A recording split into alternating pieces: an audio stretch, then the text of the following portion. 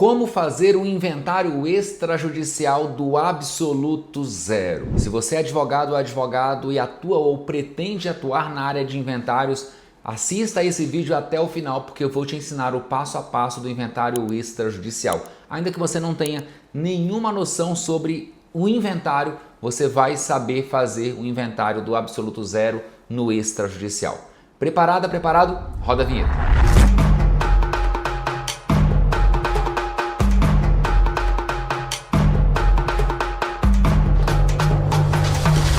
Como fazer o inventário extrajudicial do absoluto zero? Bom, primeira coisa que você tem que entender é que o inventário é o instrumento que vai proporcionar a transmissão dos bens deixados pelo falecido aos seus herdeiros.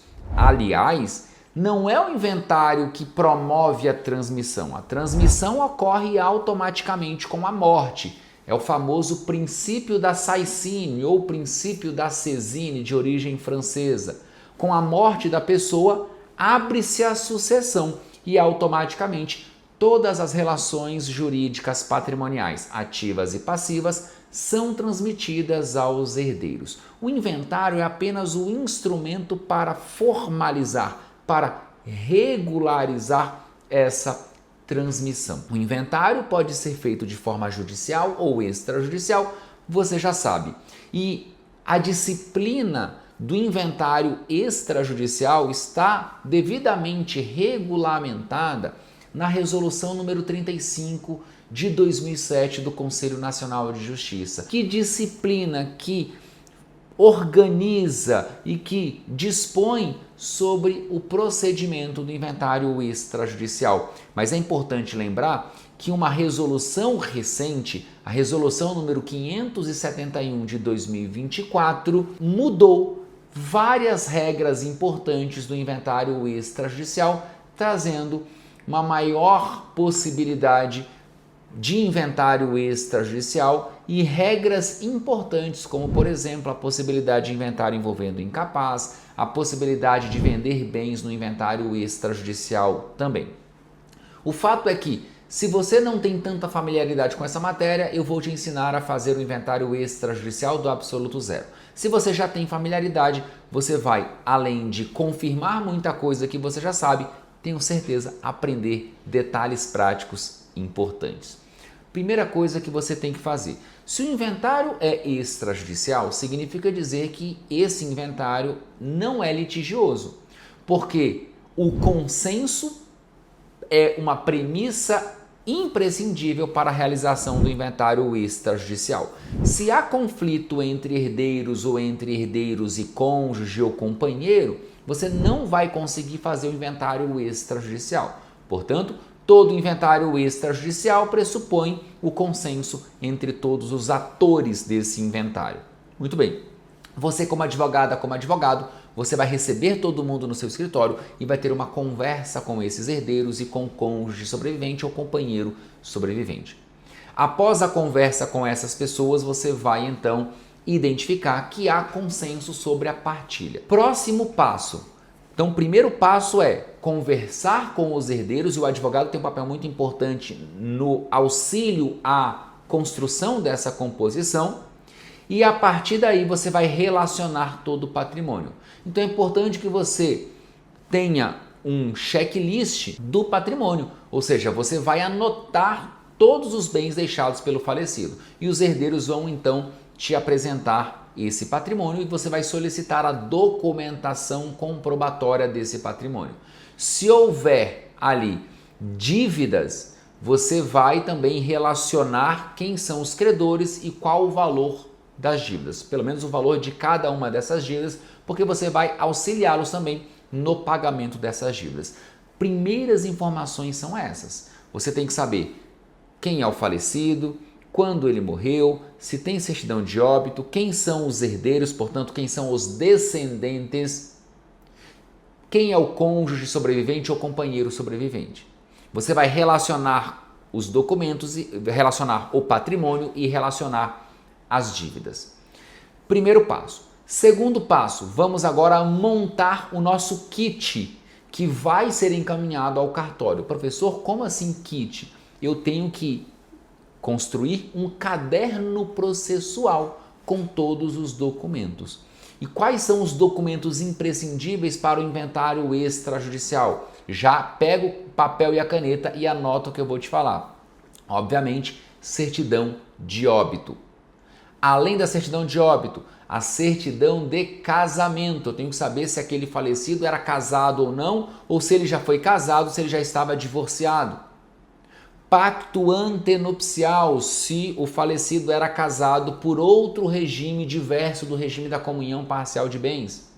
Eu tenho que juntar ainda a cópia do RG e do CPF do falecido. Eu tenho que apresentar ainda uma certidão negativa de testamento.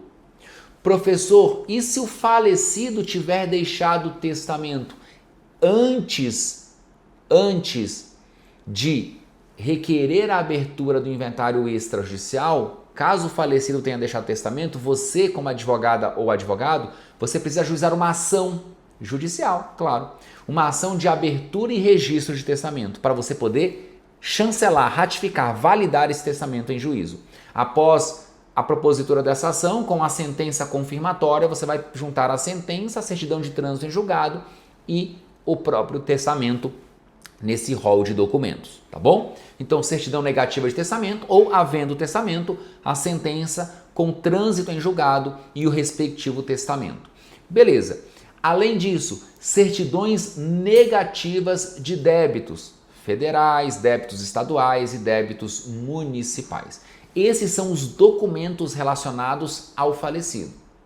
Além desses documentos, você vai ter que juntar agora os documentos relacionados ao companheiro, ao cônjuge e aos herdeiros. Basicamente, cópia do RG e CPF, certidão de casamento ou nascimento, para aquelas pessoas que não são casadas, e o pacto antenupcial, se uma dessas pessoas forem casadas sob o regime diverso daquele da comunhão parcial de bens.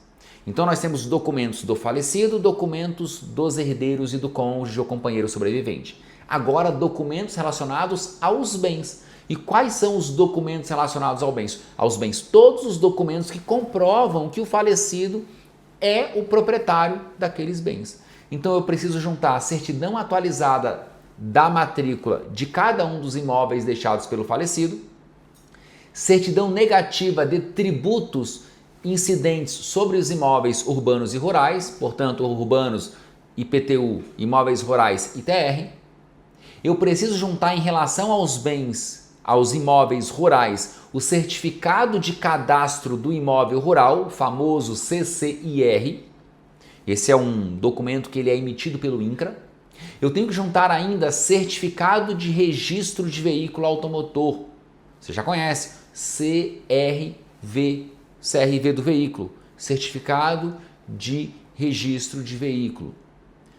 Se o falecido deixou, obviamente, algum veículo, ele pode ter um caminhão, pode ter uma moto, pode ter um carro, enfim.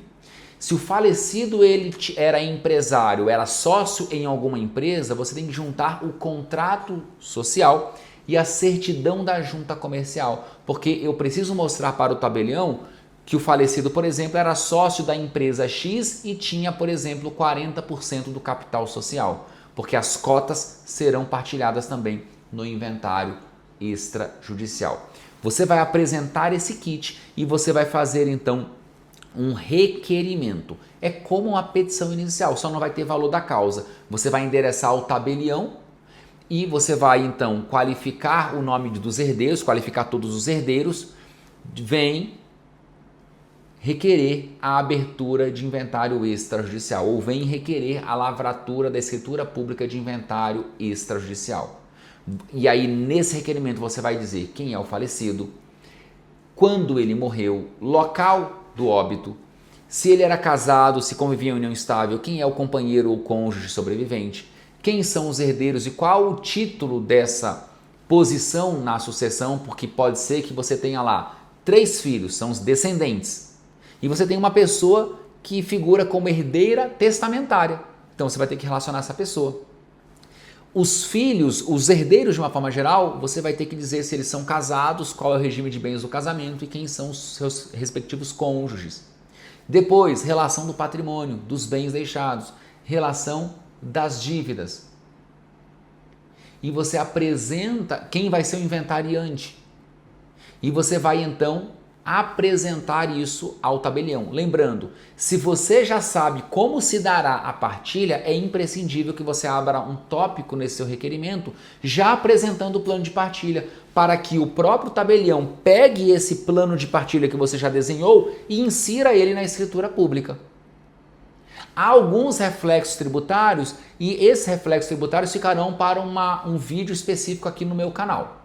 Tá legal? Ficarão para um vídeo específico aqui no meu canal. Então você vai apresentar esse requerimento, juntar esses documentos, vai se dirigir a um tabelionato e vai dar entrada no inventário extrajudicial.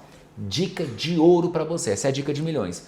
Professor, na lei do ITCMD do meu estado, há previsão de multa em caso de atraso no recolhimento do ITCMD. O que fazer nesse caso? Eu preciso ainda conversar com os herdeiros, isso vai levar tempo até a gente fazer um acordo e fazer o inventário extrajudicial. O que fazer nesse caso? Você vai convencer os seus clientes, esses herdeiros, a pelo menos lavrar uma escritura de nomeação do inventariante. Então, ao invés de você já se preocupar com tudo isso para dar entrada no cartório, você vai nomear um inventariante, vocês vão eleger um inventariante, apenas para que você possa lavrar no cartório uma escritura pública de nomeação do inventariante, porque essa escritura ela já inaugura o procedimento do inventário extrajudicial e ela já é capaz de afastar eventual multa do ITCMD. Olha, se você quer mais dicas práticas sobre inventários, eu vou deixar aqui o link de 2 vídeos importantes que estão aqui no meu canal do YouTube. Número 1, onde abrir o inventário. Vou deixar o link para você assistir a essa aula logo em seguida. Vídeo número 2, omissão de bens pelo inventariante. 2 vídeos importantíssimos para você. E claro, se você gostou desse vídeo, já dê o seu like, já se inscreva no canal e já ative as notificações, porque semanalmente eu compartilho vídeos práticos para você, advogada, advogado, aqui nesse meu canal. Até a próxima.